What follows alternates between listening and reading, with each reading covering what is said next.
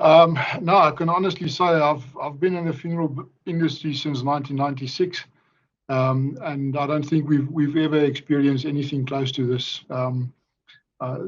There's been localized disasters where there's a lot of deaths in a specific place, but never something this widespread throughout the country. Now, what we are hearing is that there is an acute shortage of coffins. How is the industry dealing with this? A little bit difficult for me to respond on behalf of the industry. At AFBOB, we're in the fortunate situation that we have our own manufacturing facility in Bloemfontein. So in anticipation of the second wave, we actually provided most of our agencies with additional stock. This was even before the festive season started. And because we do manufacture ourselves, we are in the position to actually replenish that stock at very short notice. So I suppose other people who are not in that fortunate situation, and particularly where their suppliers may have actually closed for the festive season, they would certainly have run into trouble. And what are the alternatives for those perhaps who are not using coffins? If there's a loved one and you have to bury them in a specific period of time, what are the options available for South Africans? Yeah, I don't think there's really many alternatives. The only valid alternative where no coffin is used is a process called aquamation that we practice within AFBOB in our Maitland branch in Cape Town. But the capacity there is only to do about 5 cremations a day. It's a water-based cremation process that doesn't allow us to use a coffin. Everywhere else, even with flame-based cremations, coffins are used. Obviously in burials, coffins are used. So I also don't think that most of our clients would be happy not to use a coffin in a burial. So really, it's a matter of the industry working together. Obviously, people like ourselves, we do also supply to other undertakers, so across the industry, help each other out, make sure that there's sufficient coffins in supply everywhere, and then obviously we have to call on our clients also, just to have. We know it's obviously a terrible time for them when they've lost a loved one, but for them to also sort of bear with us, because these are absolutely extraordinary times and an extraordinary situation. Talk us through, Mr. Bester, some of the other challenges that consumers and South Africans are actually experiencing right now in light of the COVID-19 and the number of deaths that are being experienced. I guess the type of challenges that would then relate to companies such as yourselves, who are service providers in times like these. Yes, I think the industry is constrained in a number of places at the moment. So even starts at the Department of Home Affairs, who are simply not able to issue death certificates quickly enough. That obviously then prevents us from actually performing the burial, which means we have to keep the deceased in our own facilities for a longer period, which means eventually we run out of storage space for the deceased.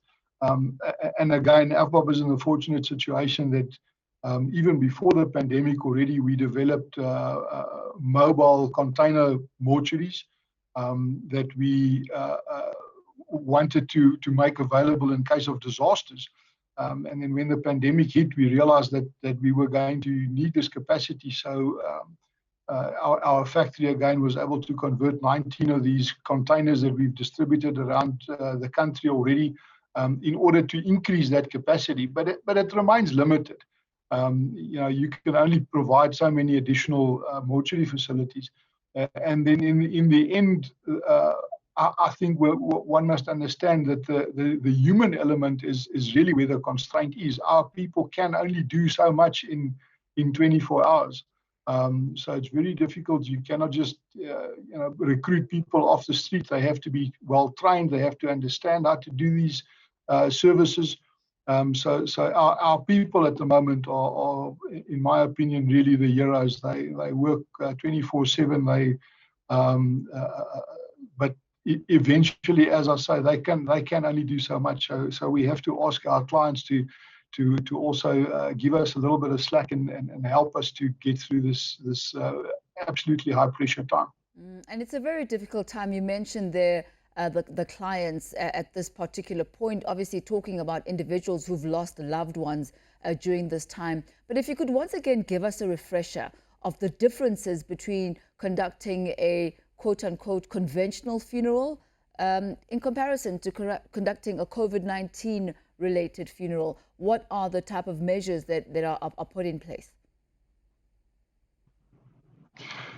Yes, well, obviously within the COVID-19 situation, all funerals have changed to a certain extent. At the moment, you'll be aware that we are only allowed to have 50 people at any funeral, obviously to ensure that we don't create super spreader situations. But even so, I think that's very difficult for most families. Who do you invite to the funeral and who cannot attend? Our own company and some other companies have created opportunities where we can stream these funerals, but it's not really the same as attending. So in the case of actual COVID funerals, there's a number of things that makes it really difficult. So where the person passes over, they have to be placed in a see-through plastic body bag, which cannot be opened again. The idea of it being see-through is so that people can still be identified. And then we place them in 2 additional bags on top of that to make sure that the virus, if it is within the deceased, is contained. Then obviously our people have to wear much higher levels of personal protection equipment than they previously did, or that they would normally do with a deceased that has not passed from COVID. So it's putting on PPE, taking off PPE, moving on to the next functionality, and then again putting on new PPE and taking it off. So all of this is very time consuming. And then even as far as the clients, so when our clients come into our offices and they have to identify their loved ones, we also provide them with PPE. Our company took a decision early on in the pandemic that we also won't charge our clients for that additional PPE, because we didn't want their funerals to become more expensive during this time. So yes, the whole procedure is just more constrained, more time consuming, a little bit more difficult in all aspects to do. One must also understand that if a loved one passed from COVID, the chances are that the closest family would have been exposed. And those are the same people who now come to our office to actually make arrangements. So it's a continuous process to try and protect ourselves, our staff, but also protect our clients as we go through these arrangements. Mr. Adrian Bester, thank you so much for your time, as well as the insight that you've given on the challenges